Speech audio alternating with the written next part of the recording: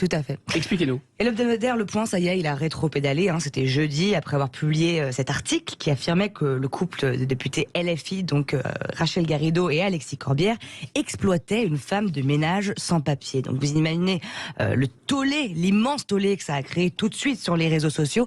Pas bizarrement sur les médias mainstream. On peut imaginer sur les chaînes d'infos qui n'en ont pas parlé parce qu'ils ont eu le temps, eux, de venir voir les choses.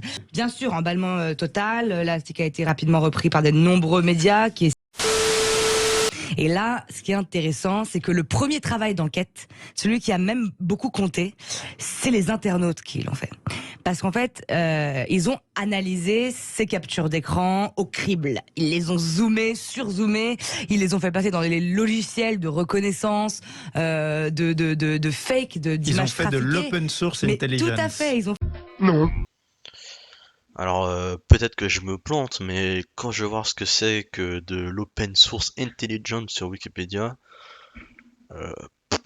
a priori c'est une expression qui désigne surtout un type de renseignement utilisé par les agences de renseignement qui se base seulement sur les sources publiques fiables.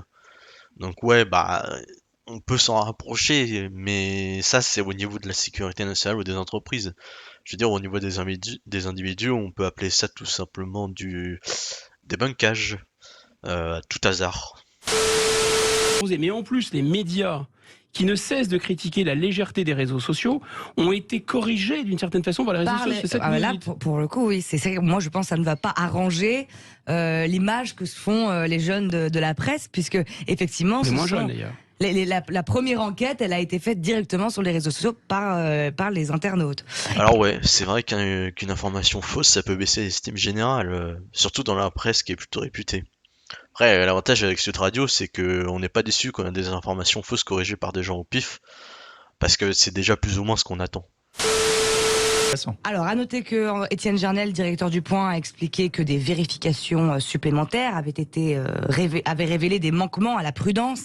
Bel euphémisme, voilà. j'aime ce sens de la... Il s'est excusé auprès de Rachel Garrido et d'Alexis Corbière et des lecteurs du Point. On ne peut pas dire que les plus jeunes, en tout cas, se désintéressent de la planète. Au contraire, on a l'impression que c'est un sujet de préoccupation majeur pour toute une génération. Cette écologie est une science, est elle-même devenue une nouvelle religion pour en parler. Présentez-vous. Présentez-vous. Yves Recaude, bonjour, bienvenue sur Politique sous influence. On vous présente parfois comme l'universitaire le plus diplômé de France. En tout cas, vous avez 2 doctorats, vous êtes épistémologue, des philosophes, des spécialistes de sciences politiques, d'intelligence artificielle, de biotechnologie, de nanotechnologie, de relations internationales, de risques pays. Vous avez été membre de 5 cabinets ministériels et l'auteur de nombreux ouvrages, dont le dernier, L'obscurantisme vert. D'ailleurs, il est aussi champion du monde de trampoline et fait le café les yeux bandés. Non, sans déconner, bon oui, il est bien diplômé, hein. Il a a priori effectivement bien 2 doctorats, même si c'est dur de trouver d'autres infos que celles données sur Wikipédia. Il est bien docteur en philosophie et en sciences politiques a priori. C'est aussi précisé que bon, en gros, il a une vie assez bien remplie, mais par exemple, je vois pas le lien avec le fait qu'il se soit un expert en nanotechnologie ou des trucs comme ça. Ça sur Wikipédia, je sais pas. Après, peut-être que si vous trouvez des infos sur ça, je suis preneur. On n'en jette plus ou il y en a encore? Bon. La vie, c'est l'explosion un peu de sa créativité. C'est ça, là, ce que Bergson disait.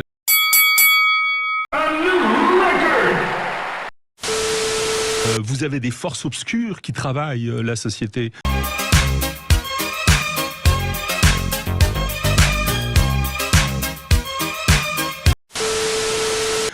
Contre cette créativité, justement, par exemple, des forces islamistes, des forces néofascistes, des forces obscurantistes de ce type vert, rouge-vert, moi j'appelle ça les petits bonhommes verts, qui cassent, qui vont contre cette créativité. Oh putain, c'est terrifiant. Non mais sans déconner quoi, les petits bonhommes verts, vous tremblez pas de peur vous? Alors on voulait vous inviter à la fois parce que la campagne présidentielle a fait la part belle à l'écologie, c'est le grand programme, le grand horizon vert de Monsieur Macron. Ah ouais non mais c'est vrai quoi. Moi j'en pouvais plus hein. Tous les jours là, tout le temps sur l'écologie, l'environnement, c'était épuisant quoi. Je sortais de mon jardin, je voyais des arbres, je vomissais direct. C'était, ouais, j'en devenais malade, quoi. Puis merde, il y a des sujets plus importants que la survie de notre planète et de l'humanité dans 60 ans, quoi. Pour nous expliquer que ça y est, cette fois, on était au bord de l'apocalypse climatique. Et vous, c'est pas du tout votre sentiment.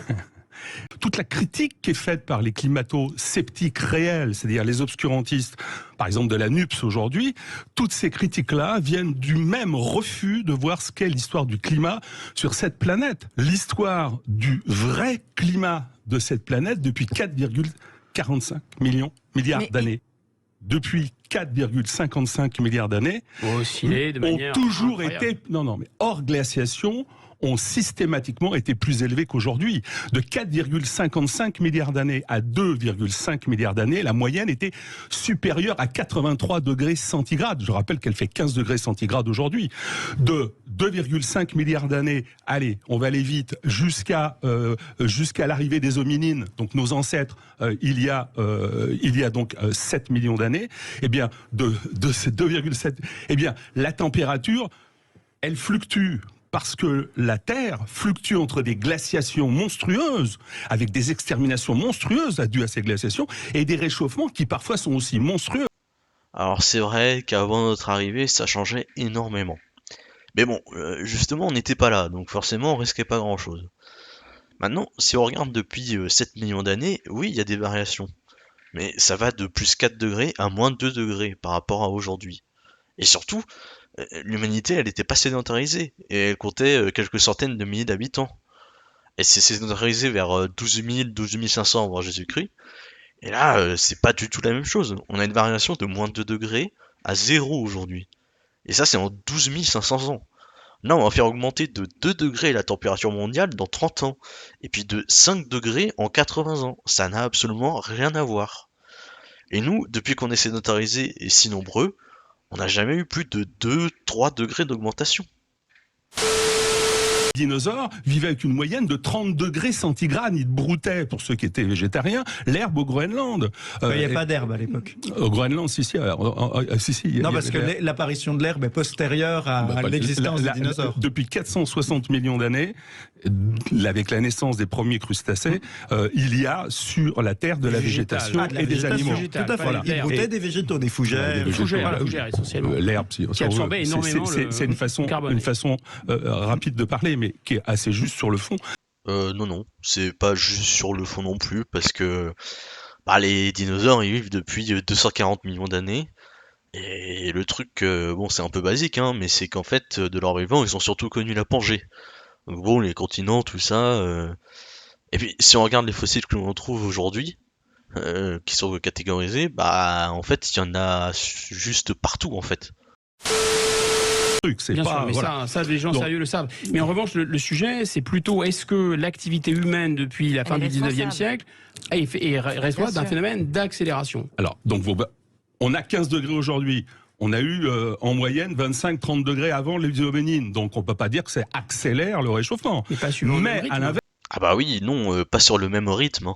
Hein. Difficile de comparer 500 millions d'années d'évolution et 2 siècles. Non, mais attendez, moi je ne suis pas en train de nier des effets de l'activité humaine sur le climat. Je suis en train d'expliquer simplement que l'apocalypse qui nous est vendue est une illusion. Et que ce n'est pas seulement une illusion, c'est un cache-sexe pour essayer d'attaquer nos démocraties libérales et la puissance de ces démocraties aujourd'hui. Bon allez, carrément, voilà, c'est une conspiration contre nos démocraties, hein, c'est pour tout détruire. Bon, pour voir un peu les conséquences et ce qui a rapport avec le climat, je vous conseille l'excellent site de l'INSU, donc l'Institut National des Sciences de l'Univers du CNRS. Il y a plein de choses expliquées simplement, c'est vraiment cool, allez voir. Et il rappelle par exemple, comme je l'évoquais avant, que la sédentarisation de l'homme concorde avec le dernier épisode glacial que la Terre a connu, il y a environ 12 000 ans. Donc avant la dernière glaciation, vous voyez, les hominines, les homo sapiens, nos ancêtres sont là avant la dernière glaciation. la moyenne de température est tellement plus élevée qu'aujourd'hui qu'on a des hippopotames qui se baignent dans la Tamise et dans le Rhin. Donc il faut arrêter de dire que il y a pas d'industrie. Et le gars, ils ont toujours pas découvert l'exploitation du pétrole, etc. Alors voilà, on y va maintenant. Réchauffement. Donc nos humains, nos ancêtres sont là. Réchauffement monstrueux il y a 6 millions d'années. Il y a 6000 ans, je passe les détails. Il y a 4200 ans, je m'arrête sur quelques faits parce que je pourrais développer dans le détail tout ça. Il y a 4200 ans, la sécheresse et la chaleur est tellement forte que la civilisation d'Akkad, qui était l'héritière de Sumer, qui a inventé l'écriture, est complètement détruite. La 6e dynastie égyptienne est complètement détruite. La civilisation de l'Indus est complètement détruite. La civilisation de Langzhou en Chine est complètement détruite à cause du réchauffement. Ils connaissent pas l'exploitation du pétrole, du machin, ils n'ont pas de voiture, etc. Ils sont détruits. Alors oui, c'est vrai, il y a eu de multiples sécheresses qui ont eu lieu et qui ont supposément causé la disparition de plusieurs civilisations. Pourtant, à ce moment-là, il n'y a aucun changement de l'ordre de la température. Le problème, c'est pas qu'il n'y ait jamais eu d'événements catastrophiques. Le problème, c'est qu'avec une augmentation de la température, on risque de s'en taper plus de ces événements. Comme des sécheresses, comme celles qui ont détruit de multiples civilisations il y a 4200 ans. Et du coup, je pense que c'est pas souhaitable. Je saute allègrement en quelques siècles, arrivons très près de nous. En 950, les Vikings, il y a un réchauffement tellement plus fort qu'aujourd'hui que les Vikings installent 2 colonies au Groenland, et qu'on fait des vignes dans le nord de l'Europe. Donc, si vous voulez, et bien sûr, comme Gaïa varie et bien folle qui s'y fit, à la Renaissance, refroidissement énorme, les Vikings sont obligés de quitter le Groenland et il n'y a plus de vignes. Ouais, il y a bien eu un épisode de réchauffement. Le truc, c'est que d'après les chercheurs, il était localisé. Et localisé à 1,5 degré de différence. Pas à 2, pas à 5. Alors que nous, c'est 5 degrés qui vont nous tomber sur la gueule. Et ce sera pas juste au Groenland. Ce sera une moyenne dans le monde entier. Donc vous pouvez aller voir l'article. Mais en tout cas, je cite une citation qui dit: contrairement au réchauffement mondial du siècle dernier, le réchauffement au Moyen-Âge était localisé. L'idée, c'est que nul ne conteste cette oscillation des températures à travers l'histoire, où seuls, effectivement, les ignares ou les obscurantistes ne savent pas tout ça. Les gens sérieux savent tout ça. Ces oscillations, on les connaît. Simplement, là, l'argument qui est présenté, c'est que c'est l'activité humaine qui a accéléré le phénomène. Là, on voit bien qu'il n'y a pas d'accélération, puisque concrètement, il fait moins chaud aujourd'hui qu'avant l'époque de la révolution industrielle. Réchauffement ? Non, mais moi, je ne nie pas les effets de réchauffement, y compris de notre respiration, du fait que il y a plus d'humains qu'avant, du fait qu'on produit, etc. Je ne nie pas ça. Je dis simplement que ça ne conduit pas au cataclysme et à une planète qui brûle, parce qu'autrement, il y a longtemps qu'elle aurait brûlé. Oui. En fait, la Terre, elle a déjà brûlé. Au début, elle était à 4700 degrés. C'est pas pour autant que je pense que c'est souhaitable aujourd'hui, parce qu'à l'époque, il n'y avait pas beaucoup d'espèces. Voilà, moi, ce que je refuse, c'est l'idéologie. Je m'arrête simplement à partir de la révolution industrielle, puisque la révolution industrielle est la grande condamnée de tous ces obscurantistes. Or, la révolution actuelle, les obscurantistes, moi, j'ai vu les rapports du GIEC, etc., qui sont absolument incroyables. Il faut quand même les lire. À un moment donné, toutes les projections, etc., on se dit, mais comment est-ce que de telles bêtises peuvent passer pour scientifiques? On va s'arrêter là. Ouais, on va s'arrêter là, parce que là, même pour ces médias, c'est un peu vénère de balancer ça comme ça, quoi. Est-ce que nous courons à l'apocalypse climatique? Alors donc, reprenons un tout petit peu cette histoire. On va arriver à la clé un peu de toute la critique de cette armada de démagogues qui d'ailleurs déverse un terrorisme intellectuel monstrueux dans les médias, dans les universités et partout.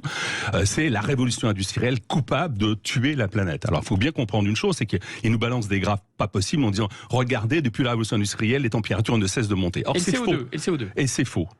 Alors là, j'ai hâte de voir son explication. Qu'est-ce qui va nous sortir?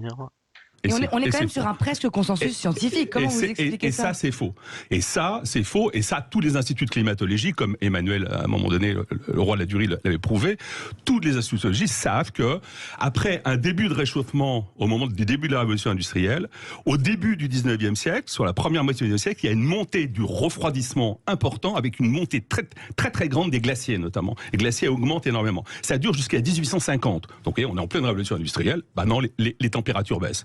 Bon bah là j'ai pas grand chose à citer, hein. Enfin si, vous pouvez aller voir sur Wikipédia. Alors effectivement la révolution industrielle en soi, elle a commencé on va dire dès la fin du XVIIIe siècle. Mais là où elle a commencé à vraiment prendre son essor, c'est quand même dans le milieu des années 1800 justement, vers 1850. Donc en fait, effectivement, il n'y avait pas eu de réchauffement climatique avant, parce que la révolution industrielle était à peine entamée.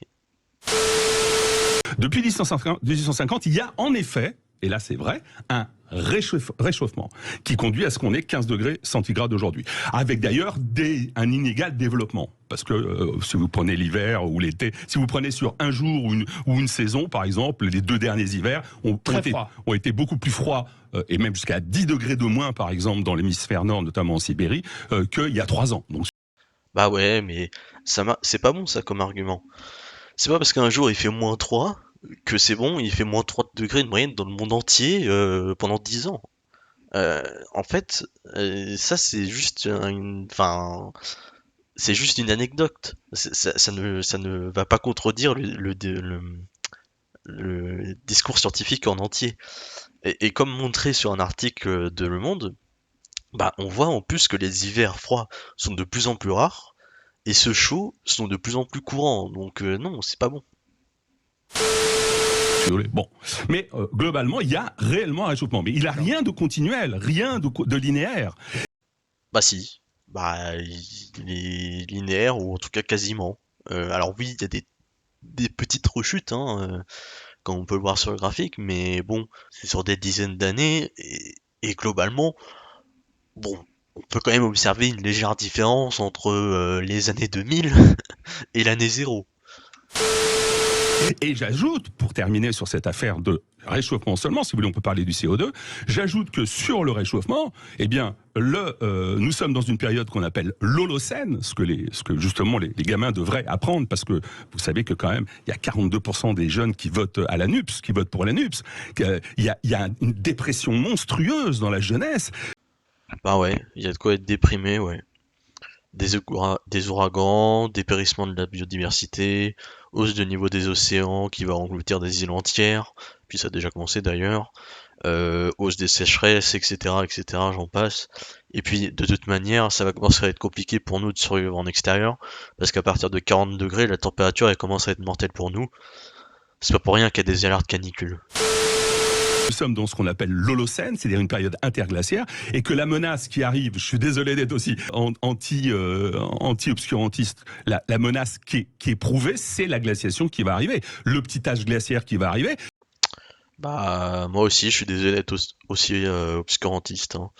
Mais le petit âge glaciaire, en fait, on l'a déjà passé. Euh, Pas de bol, ça aurait dû continuer. Mais en fait, bah, à cause de nous, la tendance s'inverse carrément. Ah, en fait, comme indiqué sur le graphique, en fait, le petit âge glaciaire, bah, en fait, il a eu lieu entre 1303 et 1860, justement, comme par hasard. Et en fait, ce petit âge glaciaire, bah, effectivement, il est en train de complètement disparaître par rapport à la température que nous, on produit, en fait. Moi, je suis contre les pollutions, je suis un vrai écologiste, mais la vraie écologie, c'est quoi? C'est de faire en sorte que nous protégions l'humanité. Je l'ai déjà indiqué, mais je le rappelle. Écologie, ça vient de oikos en grec, qui veut dire la maison. La maison, ça n'a jamais été la planète. La maison, c'est au contraire ce qui nous permet de nous protéger de la planète. Du chaud, du froid, des vents, des attaques animales, etc. Ça sert à ça. C'est un artifice humain pour faire vivre l'humanité. La maison, c'est ce qui met l'humanité au centre. Et moi, je suis écologiste parce que je ne mets pas les modes de terre au centre de ma réflexion, mais l'humanité, son bien, seulement son bien.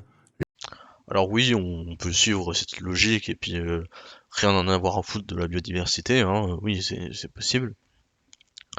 Le problème, encore une fois, c'est que déjà, bah, en fait, l'humanité, elle n'est pas apparue, hop là, magiquement, hein. Si en fait on arrive si on est arrivé à se sédentariser, à se développer, etc., bah, c'est grâce aux conditions terrestres qu'il y avait. Enfin, par exemple, c'est extrêmement difficile de s'imaginer aller coloniser Mars parce que c'est tellement alien par rapport à nous là où on vit en fait que c'est vraiment enfin Ça, c'est vraiment à des années-lumière de notre mode de vie.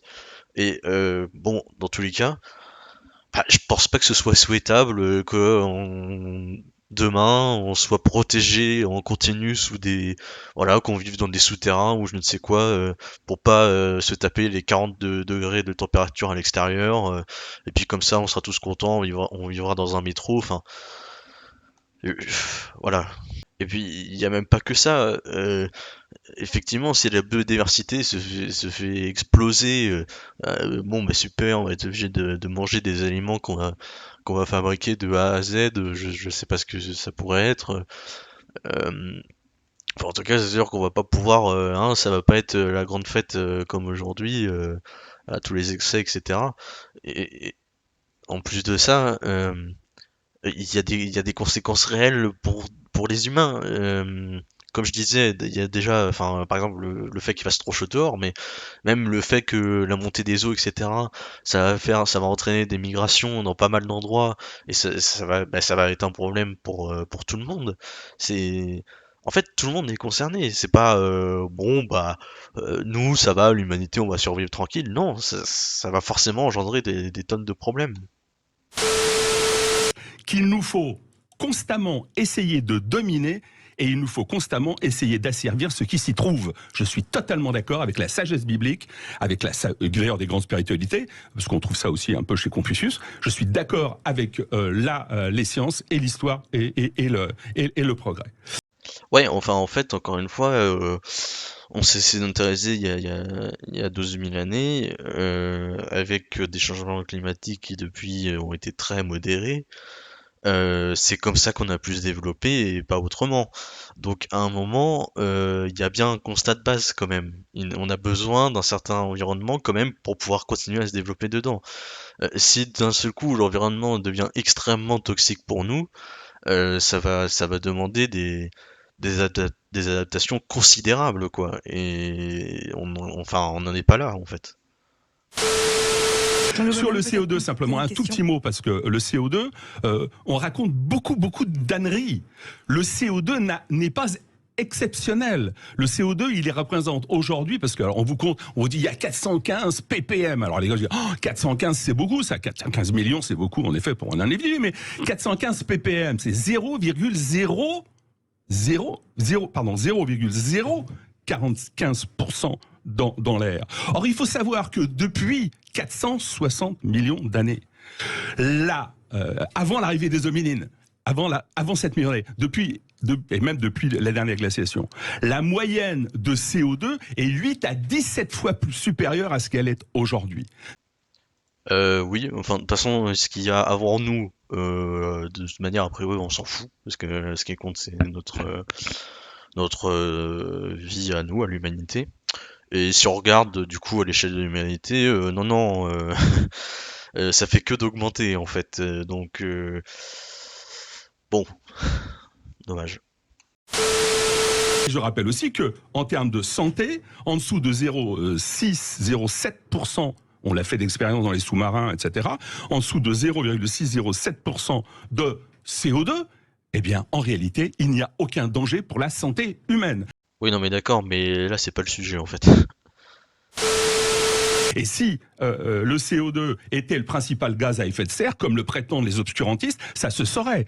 Le CO2 n'est le principal gaz à effet de serre, c'est la vapeur d'eau de 60 à 80%.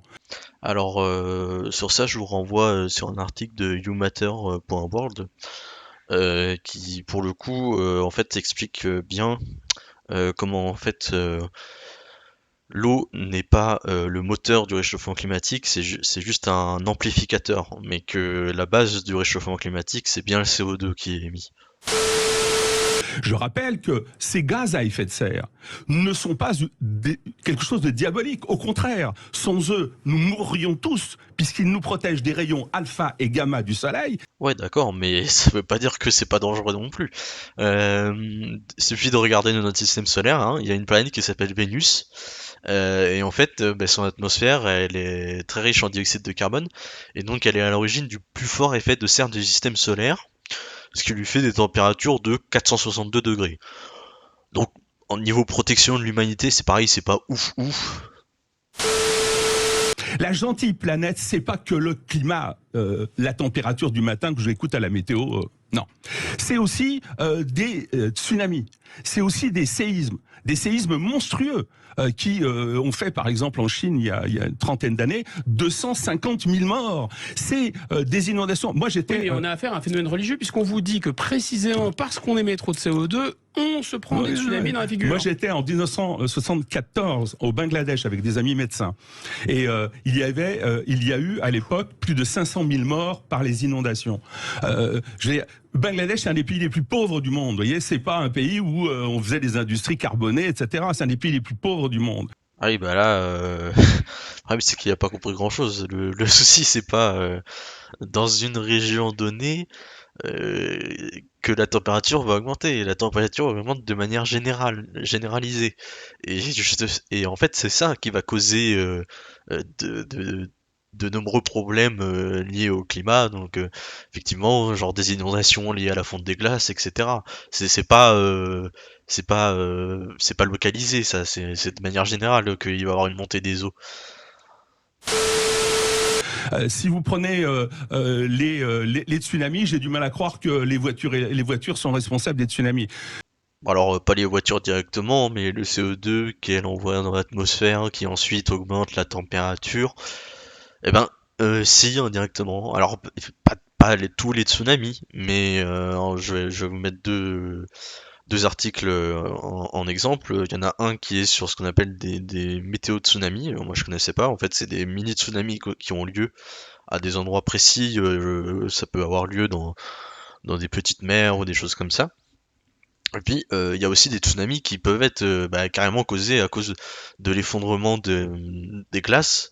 A priori, dans les dernières années, on a eu un des plus gros tsunamis jamais causés. Alors, qui était effectivement à un endroit glacier. Donc, heureusement, il y avait personne. Mais enfin, c'était quand même un des tsunamis le plus gros enregistré. Alors oui, ça veut pas dire non plus que le réchauffement climatique va être responsable d'absolument tous les maux qui vont venir dans les années à venir, mais en tout cas, ça va pas arranger les choses, ça c'est sûr. J'insiste pas, la nature, dans mon livre, je raconte tous ces problèmes-là, cyclones. Non, mais la nature n'est pas notre amie, ça. Mais non, ça, les sûr. cyclones, par exemple, on nous raconte qu'ils n'ont jamais été aussi importants qu'aujourd'hui. Évidemment, c'est faux. Les plus importants cyclones ont produit des dégâts de 100 000, 200 000, 1 million de morts il y a 30 ans, 40 ans, 50 ans. Je veux dire. Donc, un des problèmes, c'est l'amnésie aussi, finalement. Alors là, pareil, je veux mettre un autre lien par rapport aux cyclones, aux ouragans, aux typhons. Qui, selon certaines données, pourrait entre 2075 et 2099, donc notamment dans le nord-est du Pacifique, et pourrait doubler en puissance. Hein. Et la durée moyenne des cyclones pourrait augmenter de 56%. Et surtout, en parallèle, les cyclones pénétreraient plus loin dans les terres d'environ 92,4 km, 4 km, pardon, soit une hausse de 50%. Et donc il y a bien un impact sur les cyclones. C'est pas, encore une fois, c'est pas parce qu'il y avait des cyclones il y a 30, 100 ans, 200 ans, 500 ans que ça veut dire qu'il y en a toujours eu et que ça va rester pareil. Bah non, ça peut très bien être modifié par notre environnement et par le réchauffement climatique. Non, mais le problème, je vous dire, c'est que nous avons une vague obscurantiste monstrueuse. Un tsunami obscurantiste. Ah ouais, mais bon, oui.